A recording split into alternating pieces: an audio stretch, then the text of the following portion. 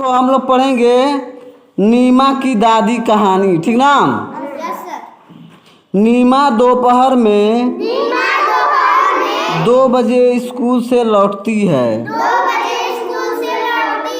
इस समय घर पर सिर्फ दादी होती हैं।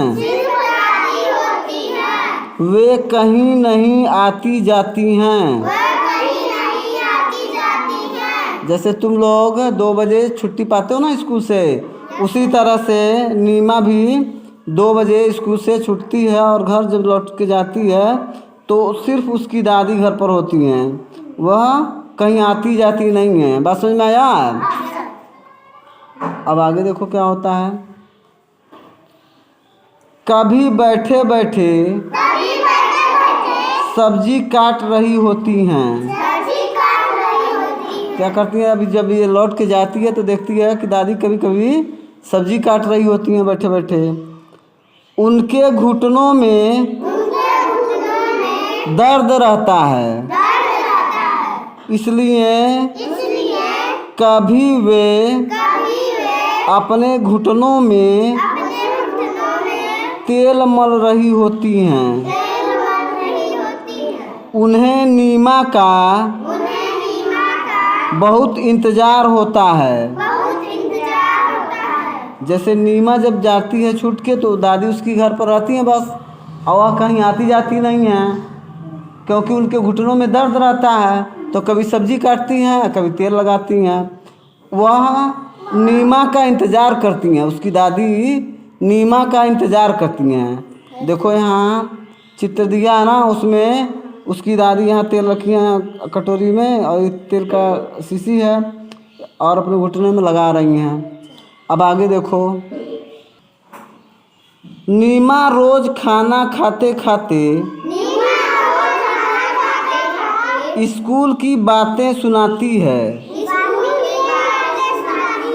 दादी भी उससे खूब बातें करती हैं। शाम को नीमा खेलने जाती है। एक दिन नीमा खेलने के लिए जाने लगी तो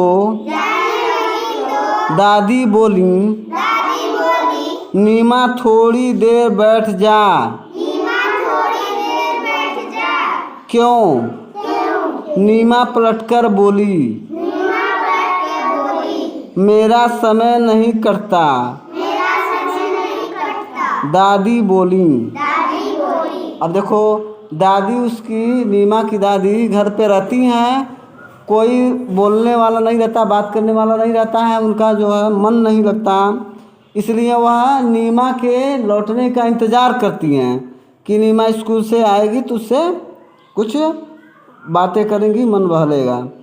नीमा खाते खाते, अरे सुन लो बेटा, सब चीज़ बोलना ही नहीं है, सुनना भी तो है। नीमा खाते खाते अपने स्कूल की बातें बताती है अपने दादी से। जैसे तुम लोग जब जाते हो यहाँ से, कोई बात यहाँ हो जाए स्कूल में तो अपने घर जाकर सुनाते हो ना अपने माँ बाप को, अपने माता पिता को ये स्कूल की बातें बताते हो ना।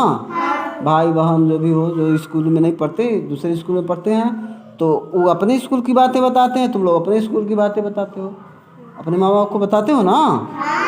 तो उसी तरह से नीमा भी जब घर जाती है स्कूल से तो खाते खाते स्कूल की बातें अपने दादी से बताती है। और उसके बाद वह खेलने का उसका समय हो जाता तो खेलने जाने लगती है, तो उसकी दादी रोक लेती हैं। तो पूछती है क्यों, मैंने वो कहती हैं कि थोड़ी देर रुक जाओ। तो कहती है क्यों? तो उसकी दादी कहती हैं मेरा समय नहीं कटता, तुम रहोगी तो हम लोग बात करेंगे तो समय कट जाएगा। अब देखो आगे, फिर सब बात बोलना ही नहीं है बेटा, सुनना भी है कुछ, ठीक ना। जब पढ़ाएं तब बोलो और देखते रहो किताब में।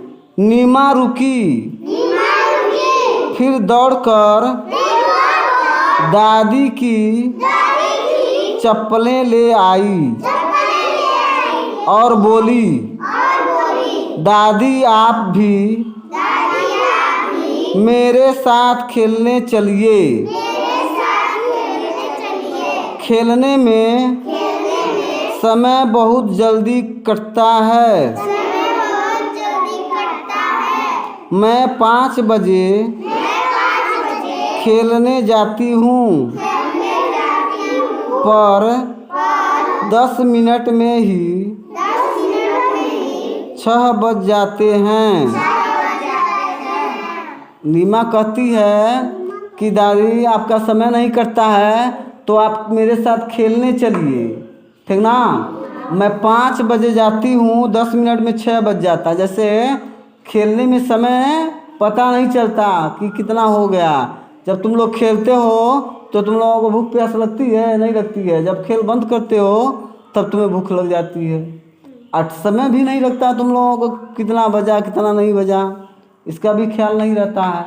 तो इसलिए नीमा अपनी दादी को कहती है कि मेरे साथ खेलने चलिए।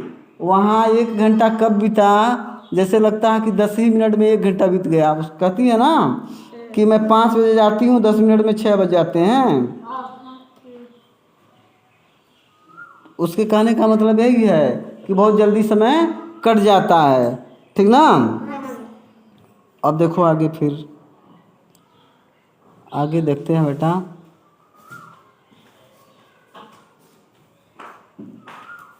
दादी जोर से हंसी, फिर वे दोनों खेल के मैदान की ओर चल पड़े। उसकी दादी उसकी बातों पर हंसने लगी और वह उसके साथ चल दी खेल के मैदान में, ठीक ना।